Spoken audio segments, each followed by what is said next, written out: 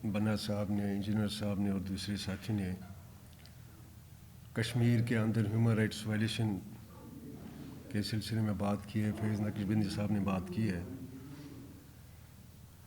लेकिन इस पे मेरी ये गुजारिश है कि हम जो इस तहरीक आज़ादी के रूह रवां हैं भी और समझते भी हैं, हम किससे फरियाद कर रहे हैं।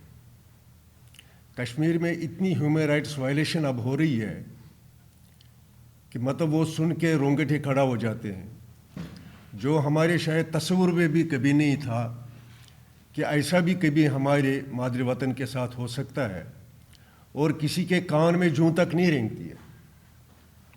दुनिया खामोश है, ये कसूर दुनिया का नहीं है,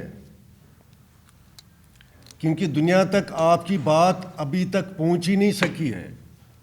दुनिया को मालूम ही नहीं है कि कश्मीर में क्या हो रहा है। हमारे जो कश्मीर डायस्पोरा भी कहते हैं, जो मुख्तलिफ ममालिक में इस वक्त रिहाइश पजीर भी हैं और ख़ुद को तहरीक आज़ादी कश्मीर के साथ मुंसलिक भी समझते हैं, बल्कि कायदीन में भी शुमार होते हैं, लेकिन बदकिस्मती से मैं कहूँगा कि आज तक क्या वो दुनिया को बावर कराने में कामयाब हुए हैं कि हमारा ये खित्ता जो है हिंदुस्तान, वहाँ पर किस किस किस्म की वायलेशन कर रहे हैं। अभी बन्ना साहब ने उसकी तफसील तो बताई है, क्या कुछ नहीं हो रहा है कश्मीर में, लेकिन देखना ये है कि उसको रोका कैसे जा सके। बातें तो हम करते हैं, और बातें करने भी जाहिर बात है, हमने तो किसी न किसी तरीके से अपने जज्बात का इजहार करना है, लेकिन इन बातों का या अपने जज्बात का या अपने कंसर्न का इजहार करने से मामला हल नहीं होगा। हमारे बहुत सारे साथी जो इस रवां तहरीक का हिस्सा रहे और अहम हिस्सा रहे हैं, इस वक्त भी मुख्तलिफ ममालिक में रिहाइश पजीर हैं, और मैं ये कहूँगा इस तहरीक के बुनियाद पर ही, इस तहरीक के वसातत से ही बहुत सारे हमारे साथियों ने पॉलिटिकल एसाइलम्स लिए हुए हैं, लेकिन आज उनका जब हम रवैया देखते हैं बदकिस्मती से, कि जैसे कसूरवार हम ही लोग हैं जिन्होंने आज तक शहादतें पाई है, जिनके घर बार उजड़ गए हैं, जो अभी तक सफ़र कर रहे हैं इस तहरीक में, और आज उनकी तनकीद देखें, वो तनकीद उन्हीं लोगों पे कर रहे हैं जो अभी तक बेचारे मुंसलिक है। जैसे रोजी रोटी अल्लाह ताला ने हमारी इसी तहरीक के साथ ही मुंसलिक रखी है। अगर ये तहरीक ना होगी तो शायद यहाँ लोग भूखे मरेंगे, लेकिन अपना उनको वो वक्त याद नहीं रहा है, याद नहीं है। 15-20 साल उन साहिबान ने भी इस तहरीक के साथ लगाया। क्या आज इन लोगों का यही कसूर है? ये सिर्फ APHC को एक दायरा लगाया गया है जी, APHC के बाहर जो है वो कुछ भी नहीं है, लेकिन हकीकत यह है कि APHC से बाहर भी ऐसे बहुत सारे लोग हैं जो इस वक्त यहाँ पर भी सफ़र कर रहे हैं। अभी मोहतरम बन्ना साहब ने यहाँ पर रहमानी साहब या शेख हमारे साथी यहाँ यूसुफ नसीम साहब का भी शायद कुछ मरले वगैरह, वो जो कुछ भी उनके पास था वो कन्फिस्केट किया गया या अटैच किया गया है।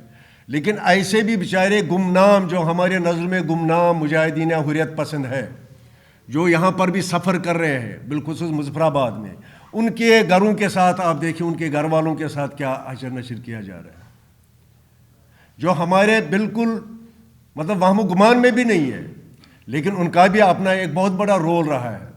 शायद हम सब में से इंडिया के नज़दीक, हिंदुस्तान के नज़दीक वही उनके बहुत बड़े दुश्मन हैं, लेकिन उनको शायद ये नहीं पता कि वो वहाँ पर किस हालत में।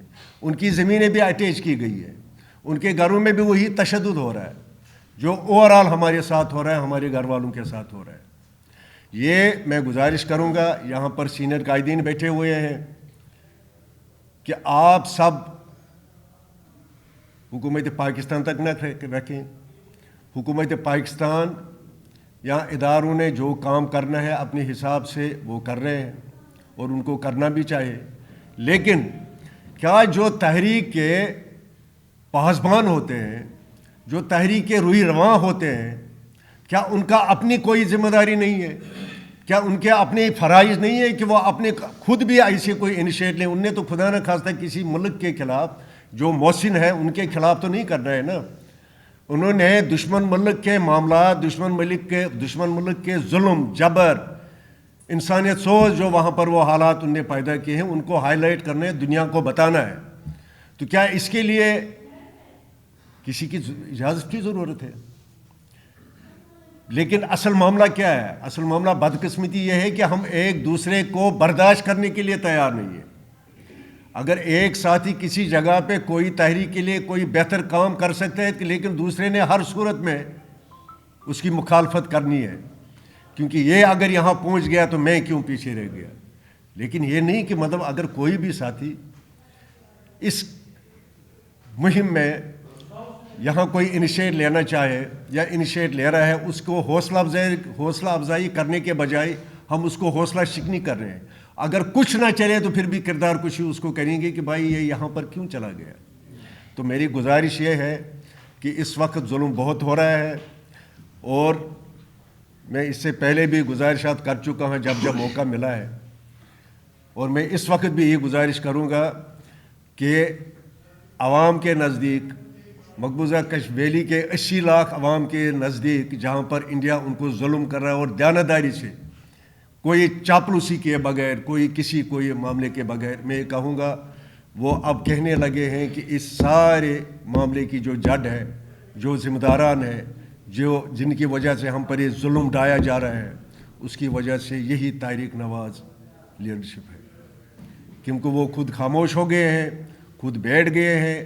پار بھی کوئی جو لوگ پچھلے 30 سالوں سے تحریک کے ساتھ منسلک رہے ہیں، آج ان کے بیانات آ رہے ہیں تو یہ انتہائی افسوسناک واقعہ ہے. ہم اس کو کہہ سکتے ہیں کہ وہاں پر جی ظلم ہے، جبر ہے وغیرہ، لیکن دراصل وہ بھی یہ سوچ رہے ہیں کہ پچھلے کسی اور طرف سے ان کو کوئی سپورٹ نہ مل رہا ہے نہ ملنے کی توقع ہے. تو لہٰذا حضرت میں ایک گزارش کروں گا، اور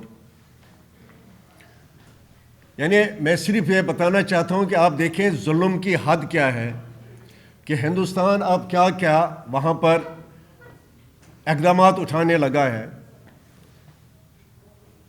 میرا قصبہ بانڈی پورہ 1962 میں پورا قصبہ جل گیا تھا. رحمانی صاحب کو خود معلوم ہوگا کیونکہ میں انہی دنوں پیدا ہوا تھا. اور 1963 میں غلام محمد بخشی مرحوم جب وزیر اعظم تھے تو انہوں نے اس کو کچھ پلاننگ کر کے نا اس وقت 1962 میں 10 لاکھ روپے دیے ہیں کہ یار اس کو ریبلڈ کر لیں.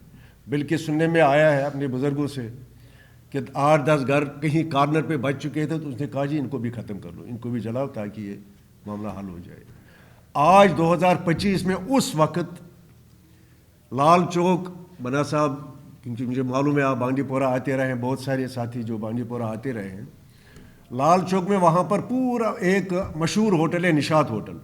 کیونکہ جب میں نے بھی ہوش سنبھالا تو میں نے اس نشاط ہوٹل کو دیکھا ہے، اور اس کے ساتھ پوری دکانیں، وہ ٹرپل سٹوری دکانیں تھیں، وہاں پر کئی محکموں کے دفاتر بھی ہوتے تھے.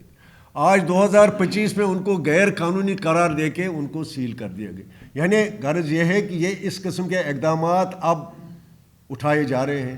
لہٰذا ایسا نہ ہو کہ نہ ہم ادھر کے رہیں گے نہ ادھر کے رہیں گے. میری گزارش یہ ہے کہ اس کے لیے کوئی بہتر اقدام اٹھایا جائے تاکہ لوگوں میں ہم کم سے کم جو پار عوام ہے وہ بھی یہ سوچ سکیں، سمجھ سکیں کہ ہاں جی ہمارے لیے کوئی آواز اٹھانے والا ہی ہے. وما علینا الا البلاغ. 12:30 بجے میمورنڈم دینا ہے، 4-5 ساتھی وہاں جائیں گے.